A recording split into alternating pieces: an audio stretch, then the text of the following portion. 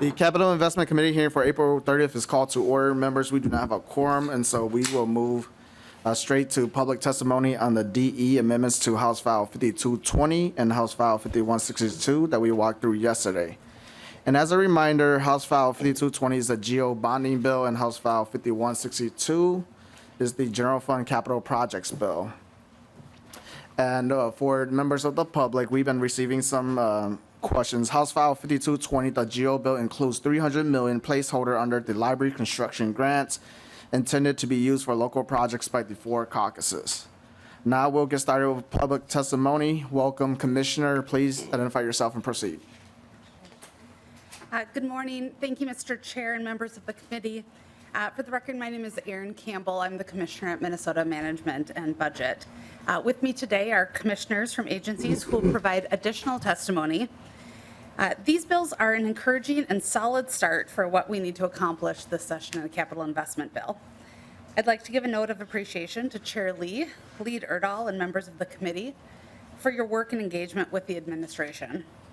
And I know how much time members of this committee have spent touring around the state to understand the needs.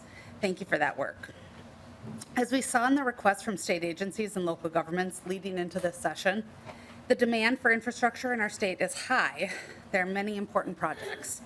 It's also important that capital budget programs like asset preservation receive consistent funding each year. While the governor has recommended more for asset preservation than is included in this bill, this is a good step towards addressing the upkeep needs at existing state facilities. We continue to hear from communities across the state on the need for state assistance related to water and wastewater infrastructure as well. The administration will continue to prioritize funding these water and wastewater projects through the PFA's competitive grant programs that help ensure that the funds go to the highest need projects across the state. MMB and other state agencies will provide policy and technical suggestions for your consideration, and we look forward to working closely with the committee to come to a final agreement this session. Again, we appreciate the significant number of the governor's priorities that were included in this bill, and we thank the committee for their work and partnership. Thank you, Commissioner Campbell. For members of the public who have signed up to testify, please follow the agenda and just be ready to be on deck. Thank you, Commissioner. So we have commissioners now from Department of Corrections. Welcome, Commissioner. Please identify yourself and proceed. And next up will be Brian Yolitz, Associate Vice Chancellor from Minnesota State. Good morning, Chair Lee, members of the committee. My name is Paul Schnell, Commissioner of the Minnesota Department of Corrections. I want to express my deepest gratitude for your leadership to improve the infrastructure of Minnesota's state correctional facilities. The level of investment in the Minnesota Department of Corrections in House File 5220 is not lost on us. It's transformational in its recognition of the return on investment for rehabilitative services. It's historic in the investment in our crumbling infrastructure. This is an investment in public safety outcomes for Minnesota, and it's clear in this bill.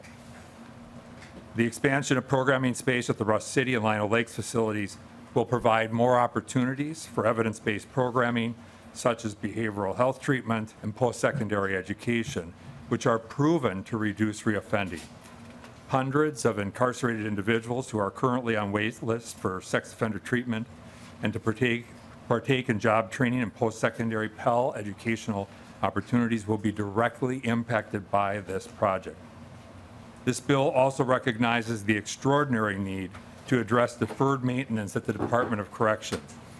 The investment in asset preservation will support the 4,000 dedicated state employees who work in our correctional facilities and the over 8,000 individuals who are committed to state correctional system by creating safer and healthier spaces where they live and work 24 hours a day, 7 days a week, 365 days a year. I also want to recognize the political realities on both sides of the aisle of investing in prisons. But the outcomes of incarceration matter, as do the well-being of the staff, the incarcerated population, and their families. Members, it is the mission of the DOC to transform the lives for a safer Minnesota.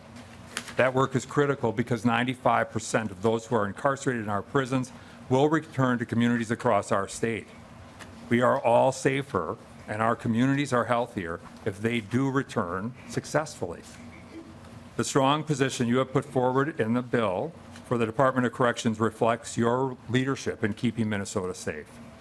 There's also a letter of support for the bill in your materials. Again, we thank you, and with that, I would be happy to answer any questions you or the committee may have. Thank you, Commissioner Snell. Next on the agenda, Vice Chancellor is Brian Yolitz, and then up next will be MJ Wise, Gina Morgan, and Ramesh Mahdi. Welcome, Associate Vice Chancellors. Please identify yourself and proceed.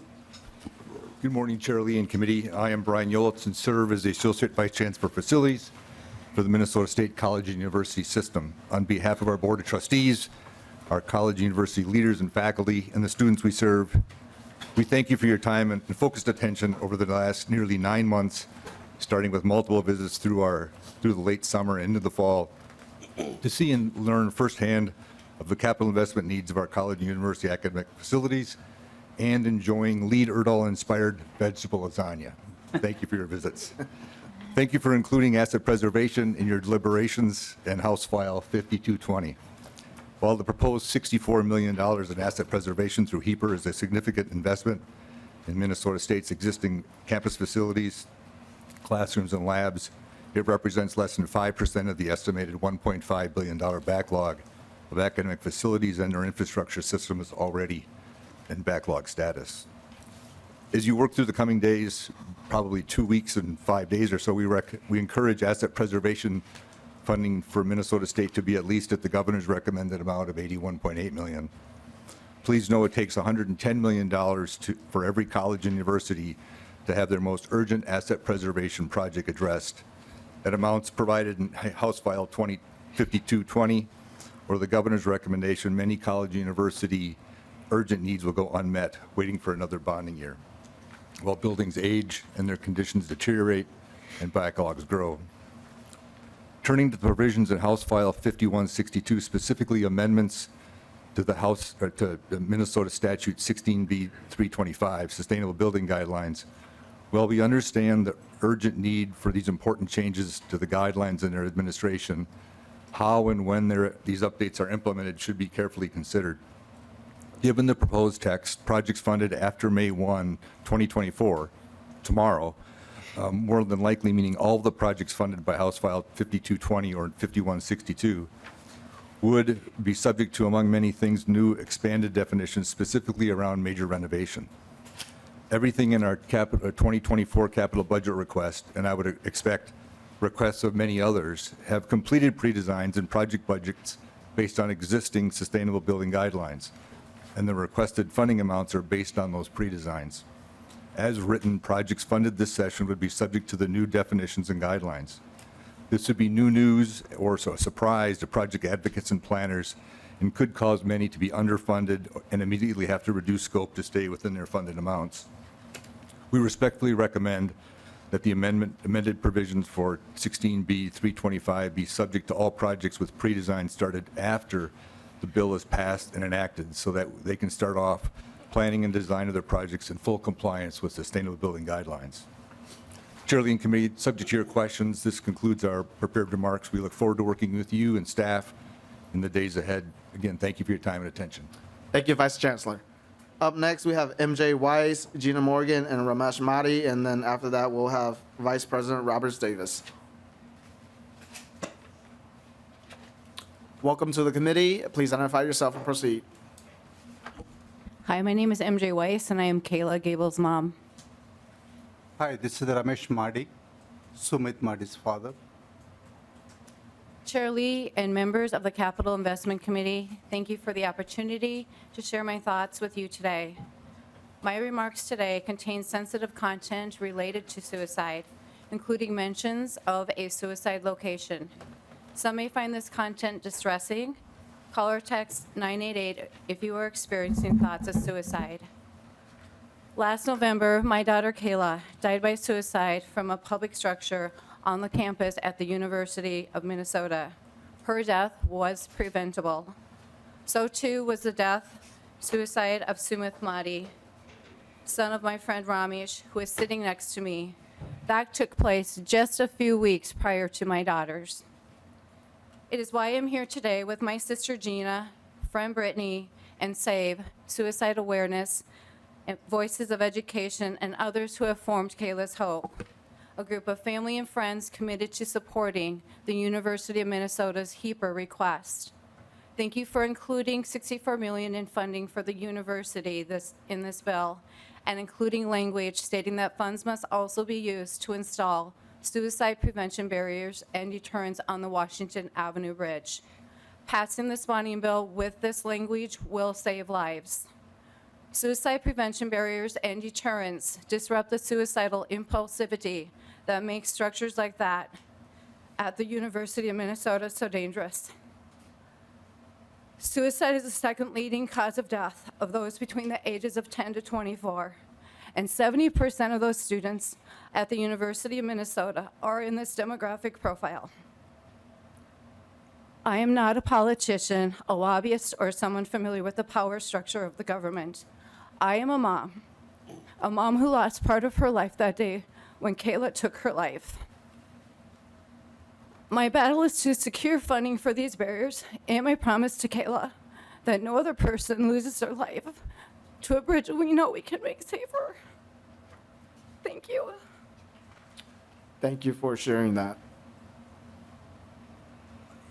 Mr. Chair and representatives, please support us to support the bridge to save more kids. Anyway, we lost our kids, but we want to save more kids. Please help us. Thank you, Ms. Amati. I do have a letter that we put together rather late, but I would like it passed out to each of you here today, if that's If you could give it possible. to the committee page will make sure to pass it out. Thank you. Thank you. Thank you all for coming by to join us today. Next, we have Vice President Roberts Davis. And up next, after Vice President Roberts Davis, is Commissioner Jacobson. Welcome. Please identify yourself and proceed. Good morning, Mr. Chair and members. For the record, I'm Alice Roberts Davis, Vice President for University Services at the University of Minnesota, and I am here today to thank you for your inclusion of $64 million in HEAPR funding and the bond defeasance for the Cloquet Forestry Center in House File 5220. We greatly appreciate the proposed HEAPR funding, but funding at $64 million versus our $500 million ask, or even the governor's $103 million recommendation, causes us to make some very difficult choices at the university. As always, we are committed to using these dollars prudently and efficiently.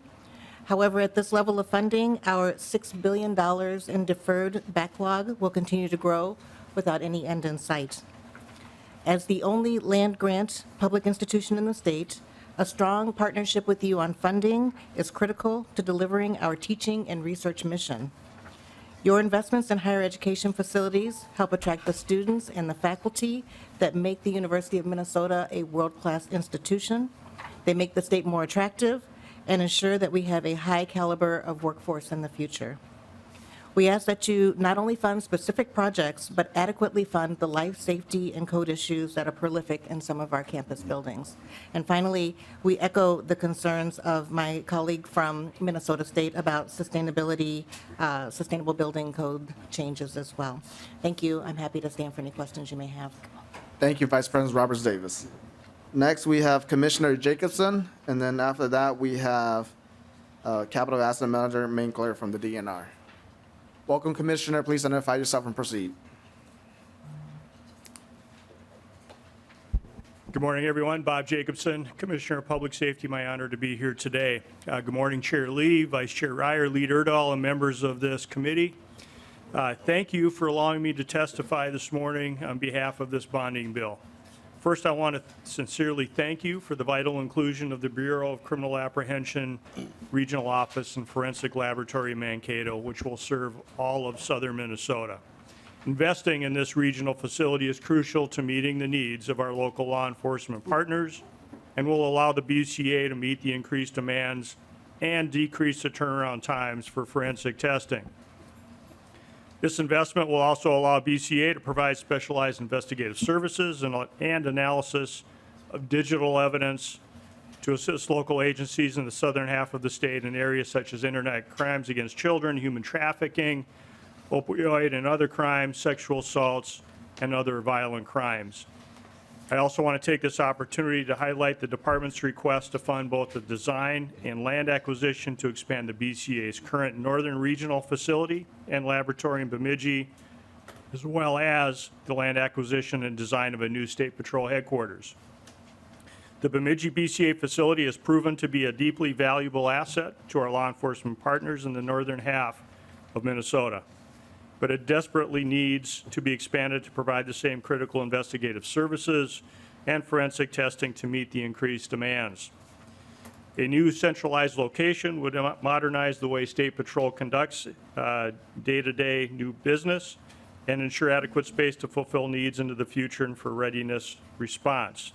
And while these projects are not currently included in this bill, they remain important elements of the department's work to advance statewide public safety and deserve consideration for inclusion. I will continue to highlight these requests as the conversations continue. And again, Chair Lee, I want to thank you. I want to thank members of the committee and the dedicated staff who've worked so tirelessly on this bill. I look forward to continuing to work with the committee to ensure that this bill encompasses the critical public safety capital investment needs. And thank you so much for your support of public safety and investment to move our mission forward. Thank you. Thank you, Commissioner Jacobson. Next up, we have Capital Asset Manager Minkler, and then after that, we have Margaret Donahoe from the Minnesota Transportation Alliance. Welcome. Please identify yourself and proceed. Good morning, Chair Lee and committee members. For the record, I'm Samantha Minkler, Capital Asset Manager with the Minnesota DNR. On behalf of the DNR, I'd like to thank you for the time and effort that went into putting this bill together and for the recognition of our capital needs, especially our Natural Resources Asset Preservation Program. Should the bill pass, we look forward to putting these funds to good use, preserving our assets, making our sites more safe and accessible to all Minnesotans, and making other capital improvements that will allow us to better conserve and manage our state's natural resources and provide outdoor recreation opportunities. Thank you. Thank you. Next up, Director Donahoe, and then after that, we have Director Freeman from the Public Facilities Authority. Welcome. Please identify yourself and proceed.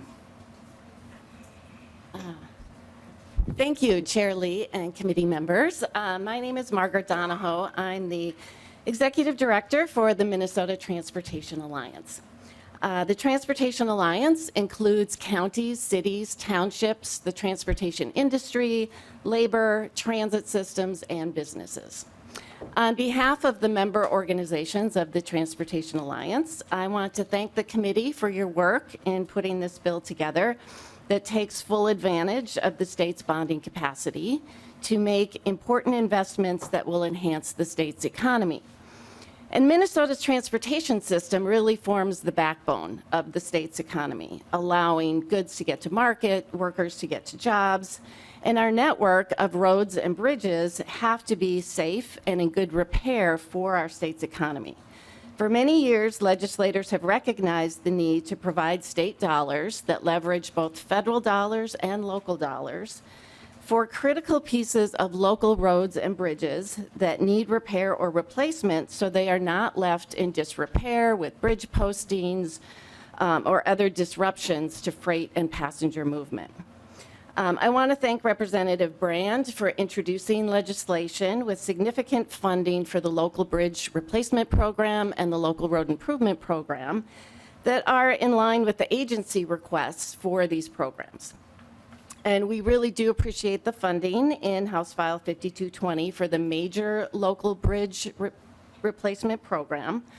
However, most of the bridges on the list of deficient bridges for the next 5 years have a price tag of less than $7 million and so would not qualify for these dollars. The average local bridge fund grant request is in the $300,000 to $400,000 range, which allows funding to go statewide. And once a bridge is complete, local governments do take over the maintenance of that bridge, and we're not aware of any bridges that have received funding more than once. We are disappointed that the bill does not include any funding for the local road improvement program, which has been funded in most bonding bills for many years on a bipartisan basis. For the 2023 solicitation that just occurred, MnDOT received a total of 378 applications from counties, cities, small cities, townships, requesting $417 million for an available $103 million in state dollars. So of the 378 applications, 86 road projects were funded. So the remaining projects are waiting for funding, ready to go with any amount of funding for that program. So again, we urge you to support funding for the smaller local bridges and the local roads in our state as you work to finalize this bill. Thank you. Thank you, Director. Next up, we have Director Freeman from the Public Facilities Authority, and after that, we have Elizabeth Wafel on behalf of the Coalition of Greater Minnesota Cities. Welcome, Director. Please identify yourself and proceed.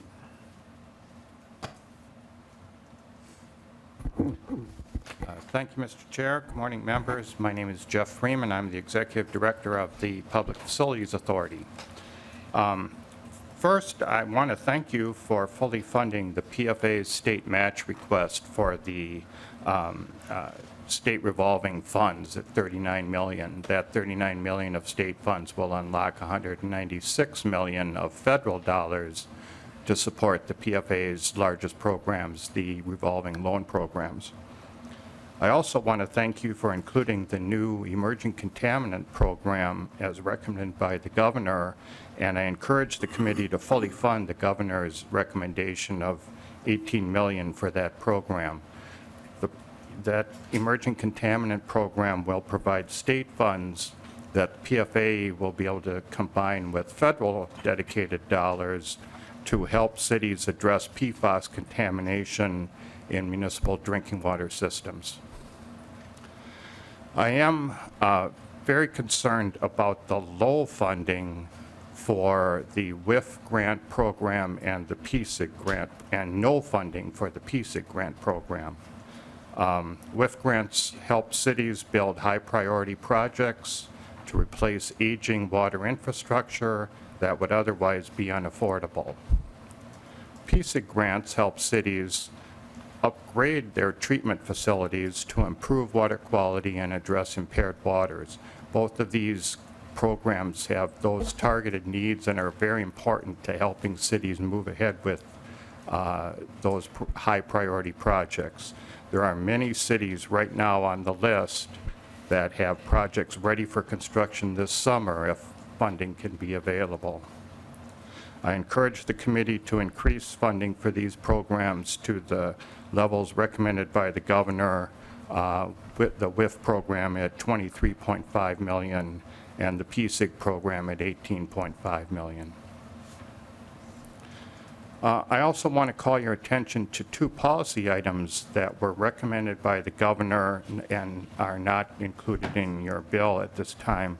One is to authorize federal principal forgiveness grants for projects to address clean water, emerging contaminants, projects identified by the Pollution Control Agency, again related to PFAS, but on the wastewater or the clean water side.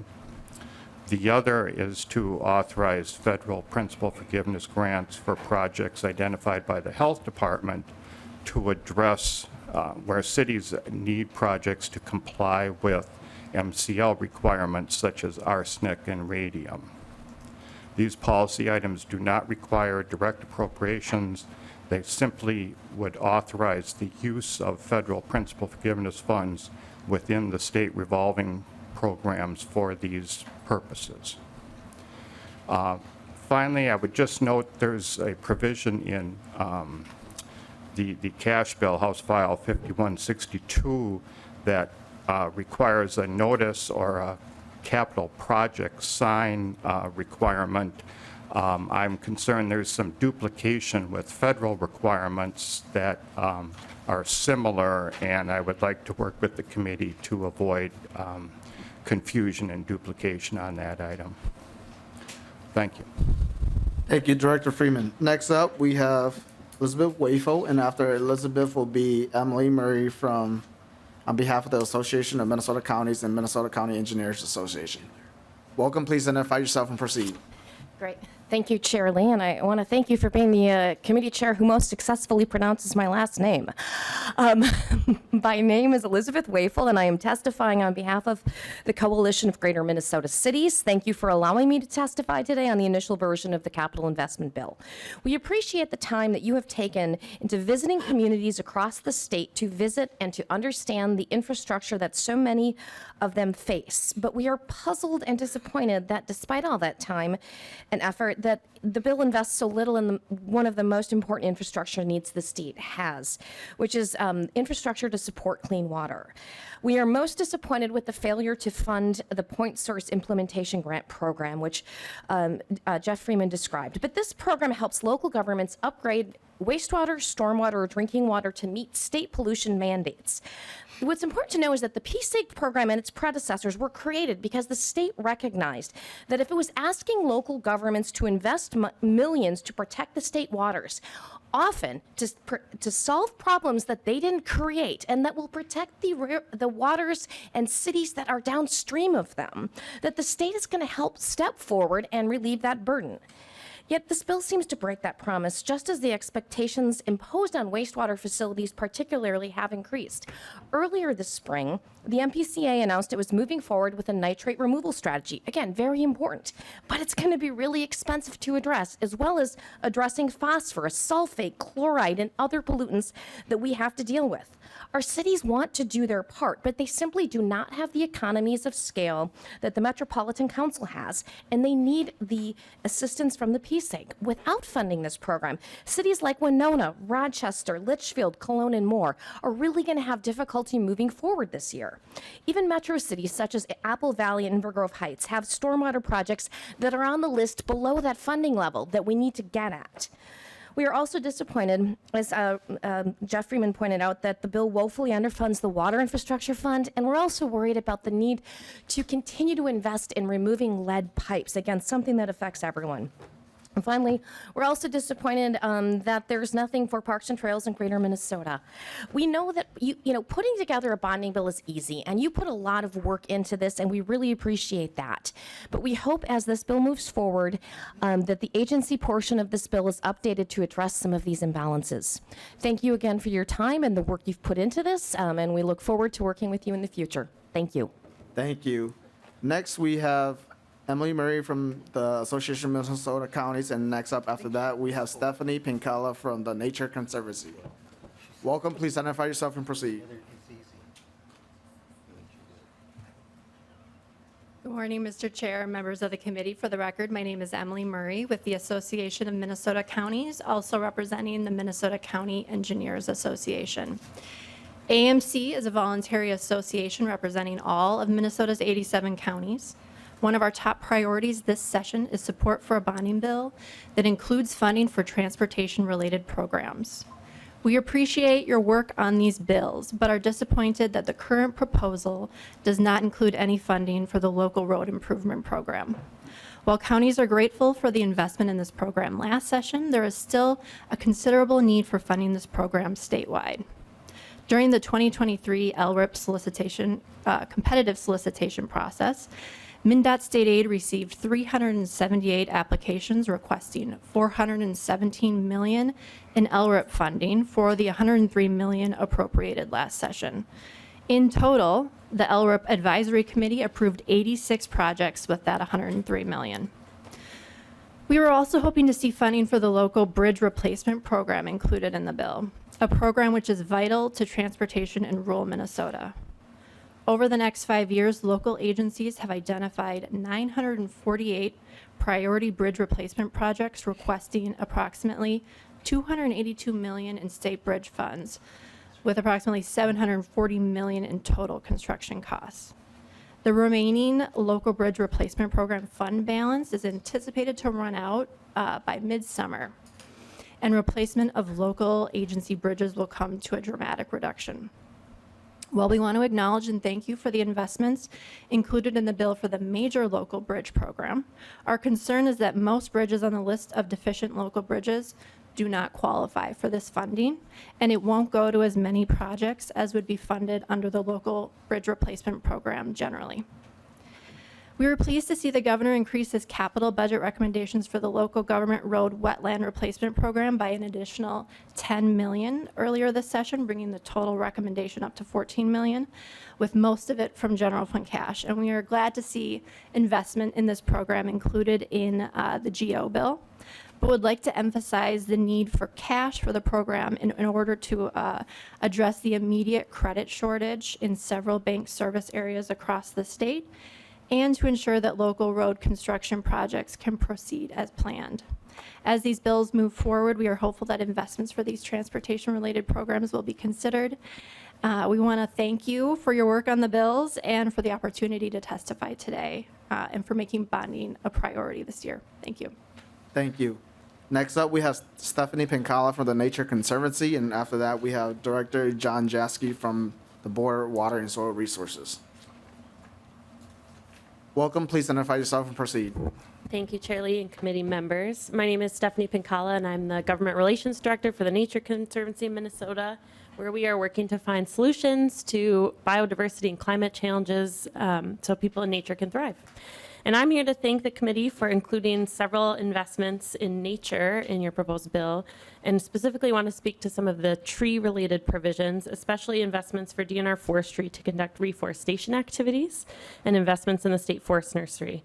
We were very grateful to be able to join the Department of Natural Resources during the committee's interim visit to the State Forest Nursery to learn more about the reforestation, the nursery, and all of the related pieces to that.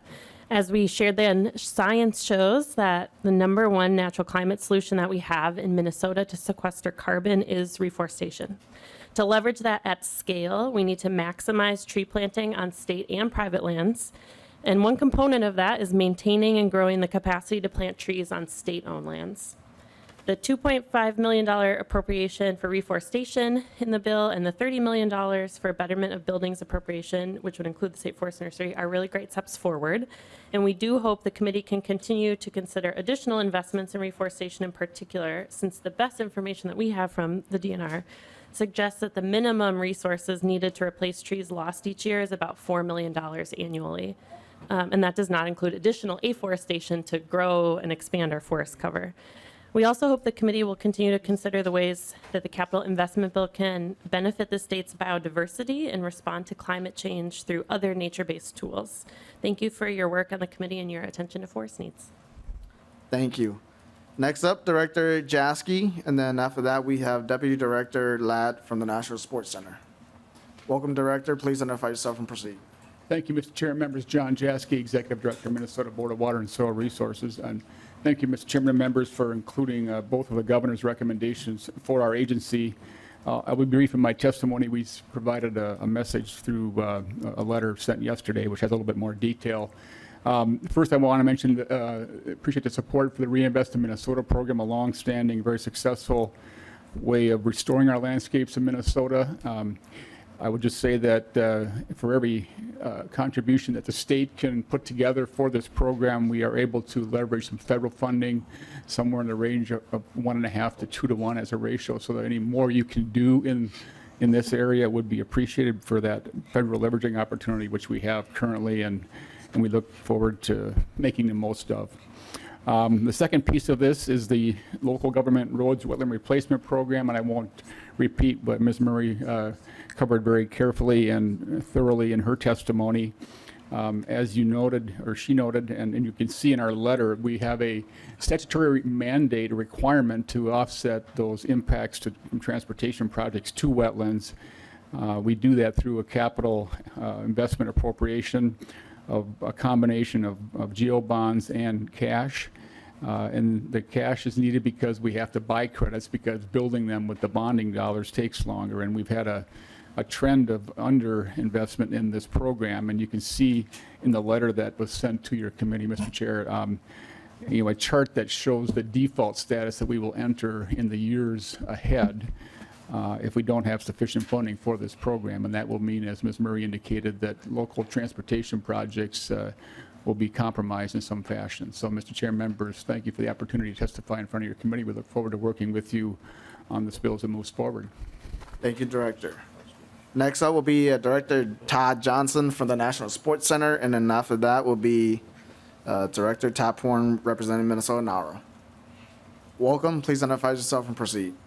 Mr. Chair, members of the committee, my name is Todd Johnson. I'm the Executive Director of the Minnesota Amateur Sports Commission. Just wanted to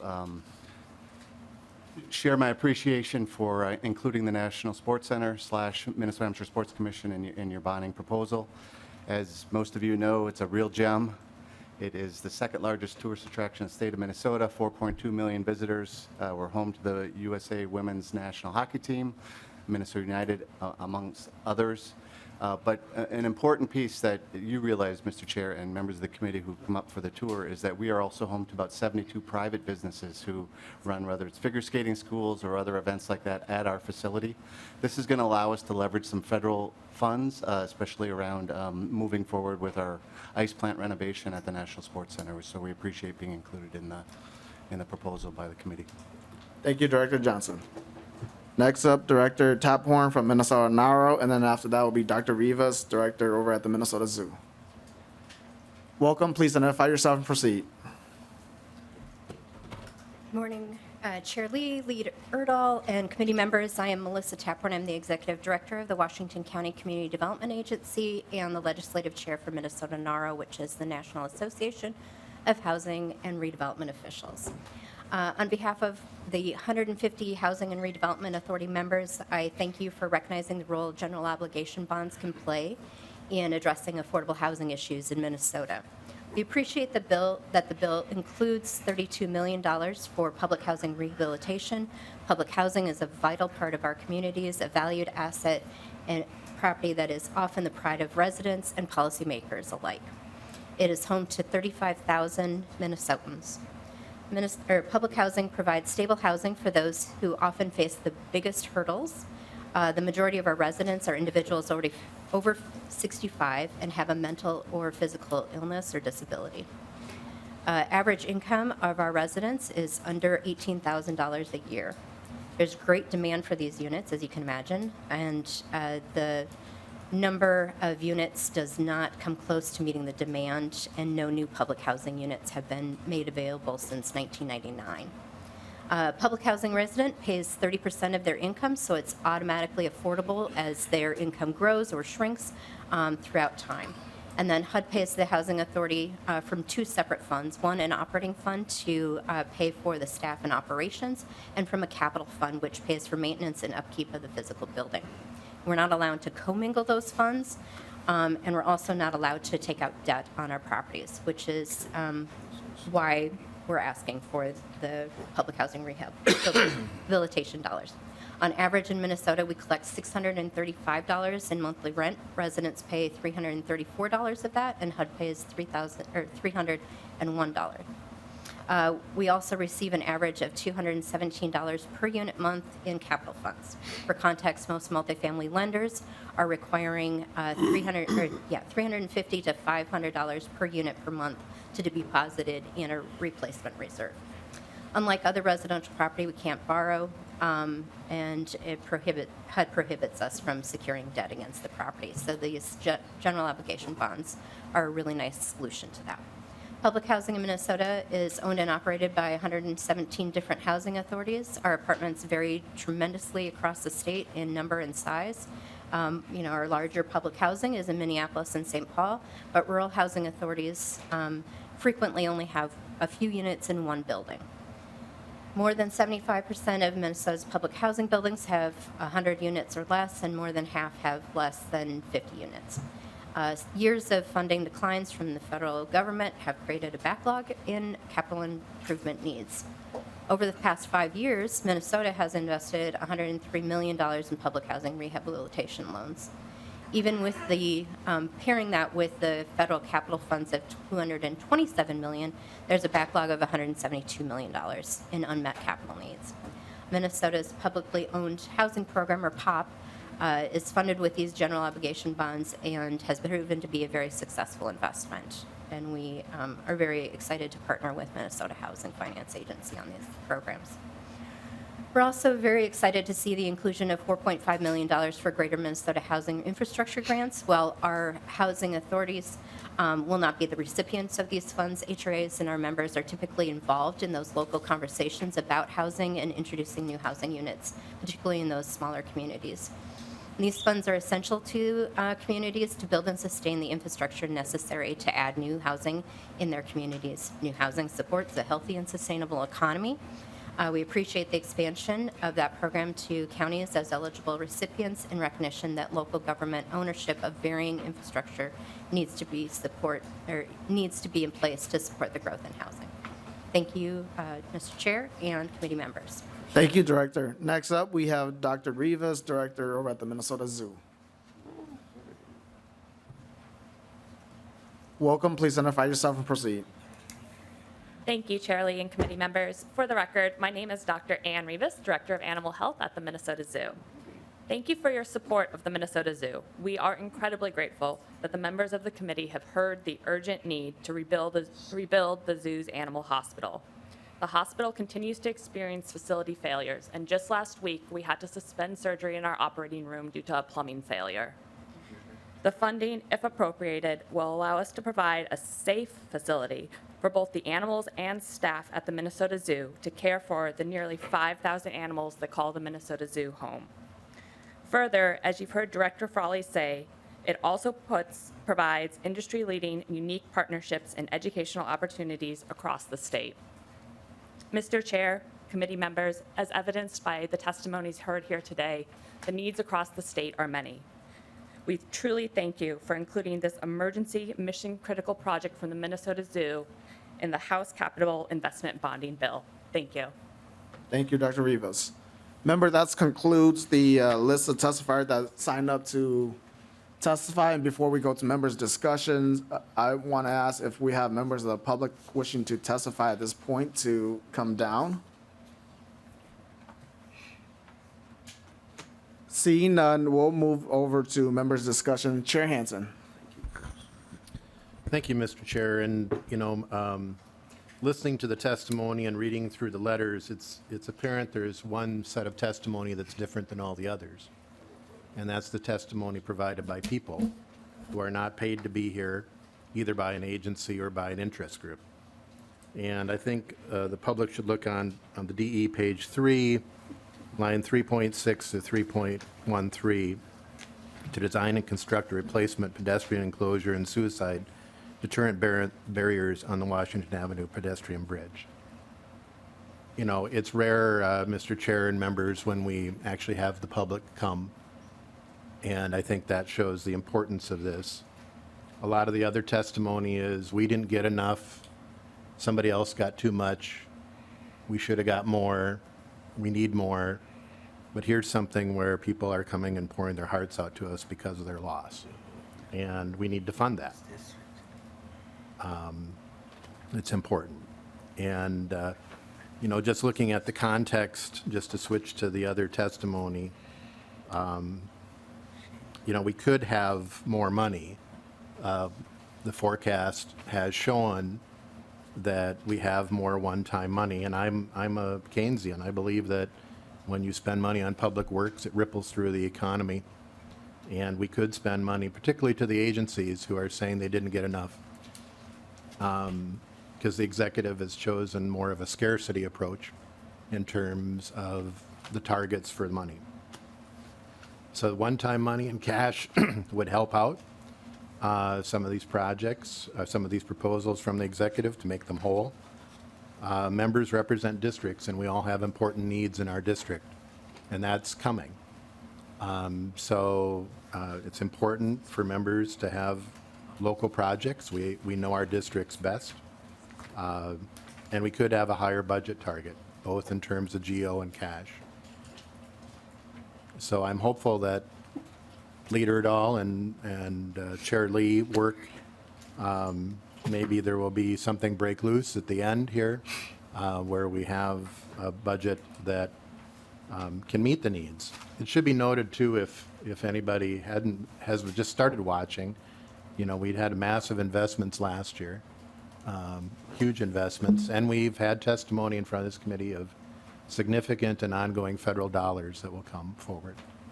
And we need to match those dollars, but that's also a place for the agencies to be prioritizing some of their work and to try to get those federal dollars, because a lot of those are not going to reach local governments. They're going to be spent at the state level.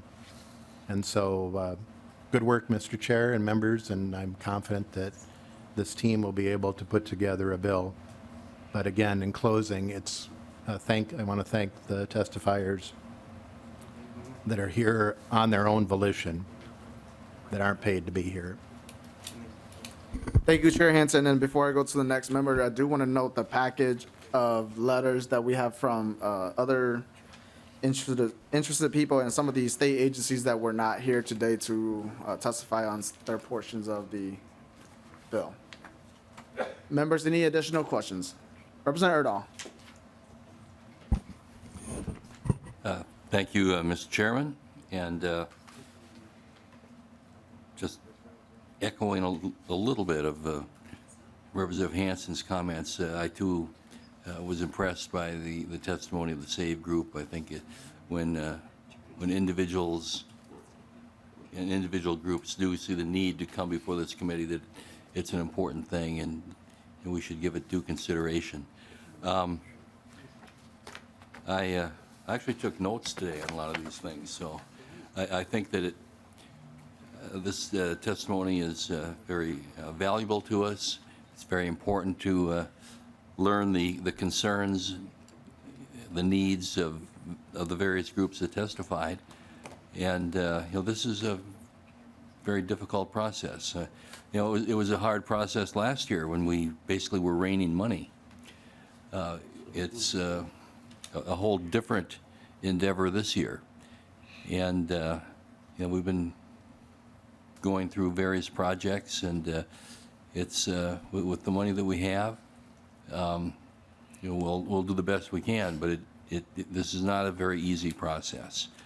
I would hope, as I have been saying pretty much every day for the last week, that very soon we can have a number that we can work with and know which direction we can go, and hopefully that will happen very soon. Thank you, Representative Erdahl. Members, any additional questions, comments before I move to closing remarks and then we adjourn? And so just want to say thank you again for all the public testimony, and I think to just some of the conversation that we are having here at the table. I do want to note that some of these items that people are calling for that is not reflected in the proposal were significantly funded in last year's historic infrastructure package. And many of the items that are included in here today were not included in that package. And so I want us to look at the totality of what we were able to achieve last year in addition to this year. And I think to the disappointment that we are hearing from a lot of the public testimony, I think that there will be further disappointment as we continue to move in the process in the event that we have, caucuses here in the legislature who may not want to even work on a bill this size that we have in front of $980 million in GO borrowing. And so as we move forward with a smaller target to reach, consensus, I think that there will be further disappointment with some of the items that are in here that may have to be cut, and some of the items that were raised may not even be funded. But I think to Chair Hansen's point, we do have an opportunity still to increase the spending that we have here. That would take effort from all of us, all caucuses in the administration and the executive branch, to see if we could do more spending to address some of the concerns that were raised about the deficiencies that we have in our proposal today. So with that, before we adjourn, I do want to make a motion. Can I get a motion to approve the minutes for April 29th? So moved, Chair Lee. Vice Chair Ryer, move approval of the minutes for April 29th. Any discussion? Hearing none, those in favor say aye. Aye. Those opposed say nay. The motion prevails and the minutes are approved. Members, thank you, and thank you to the testifiers again today. Our next meeting is tomorrow at 9 a.m. when we will mark up and vote on House File 5220 and House File 5162. Amendments to the DE amendments are due by 3 p.m. to the committee administrator today. With that, members, this meeting is adjourned.